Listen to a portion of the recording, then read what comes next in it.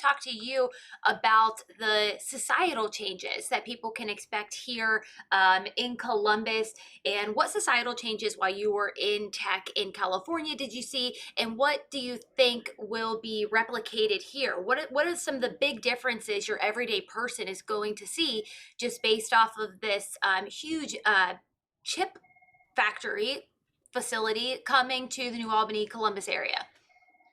I think what's interesting is the impact is going to be felt here, but it's also going to be felt elsewhere that's going to have impacts here. So the elsewhere is things like the reputation and the perception of this area, of the Columbus area being open to technology, of having high quality talent is going to turn into investment opportunities. It's going to be talent moving here.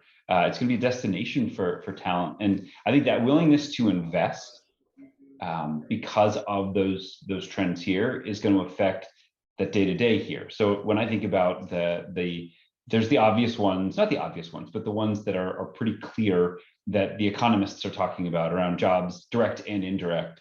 I think what's really cool is the mindset from an employment and an investing perspective that you have around technology is different than you see in a lot of other industries and places.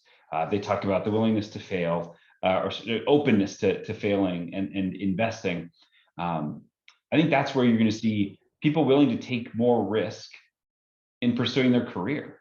And that's going to be more startups. It's going to be people who are doing interesting things to build out and support the ecosystem and the industry that we build here. Now, software and hardware are fairly different. Intel, a chip fab, that's physics. That is literally looking at atoms. Software, what Silicon Valley is known for today is a lot more about software and code, but I think they're going to go hand in hand in this region because we're starting to see the latter, that software already happening. Great examples, Beam Dental, Root Insurance, Olive. There's very cool tech companies, but I think they're still the exception and not the norm.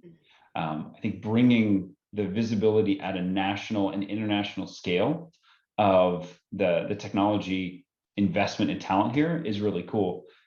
The other piece I think we're going to see is, yes, I know there's investment as part of the deal in educational institutions, but I think there's going to be a much broader lean towards STEM, way down into elementary schools all the way up, because their parents are going to be working at a technology company. Their parents are going to be working at a supplier for a technology company. So I think it's going to be pretty amazing, the educational and just mindset change of risk taking, being willing to start up and focus on STEM.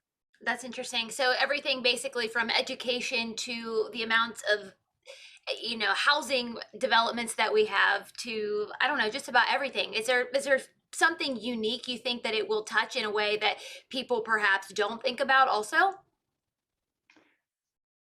I think the biggest thing that I think people aren't thinking about is the horizon, the time horizon that this is going to be. So you mentioned housing. The time horizon on this isn't great. They want to have their fab open by the end of 2025. This is the next 25, 40 years that's going to have an impact. And it's you think about the efforts that Jobs Ohio put into to get this. I've worked with them for my own company trying to build talent here, and like the ability for them to recruit more companies. You think about that as a flywheel. The momentum that just got put into that flywheel is incredible. From a day-to-day perspective, I feel the rising tide floats all boats is a very apt analogy here, because it's a completely new industry here. We all know and love retail and healthcare and insurance. It does a lot of amazing things for this community, but I think having a different perspective in a new industry, it changes the mindset. And I think that's one of the things my brother loves about San Francisco is that innovation, hustle, startup mindset that you see in the Bay Area. And I think some of that will be here too. You talk about the Bay Area and San Francisco.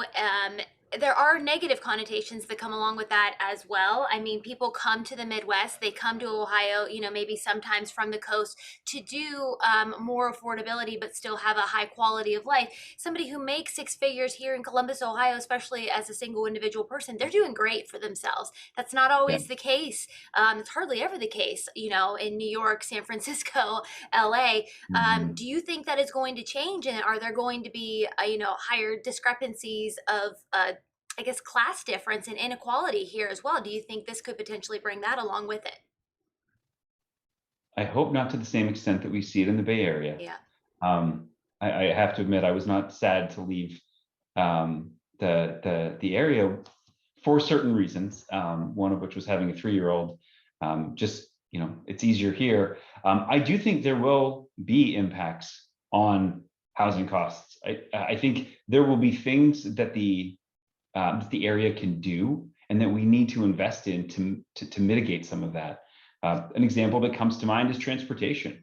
How do we make sure if we're going to put umpteen thousand jobs in Northeast Columbus area, how are people going to get there? Is it all going to be on roads? I've read, we need to enhance 161. Oh, That's yeah. great. But what about people who may not have a car? What about people who don't want to drive a car? Are they going to have somewhere to live or the transportation to get there?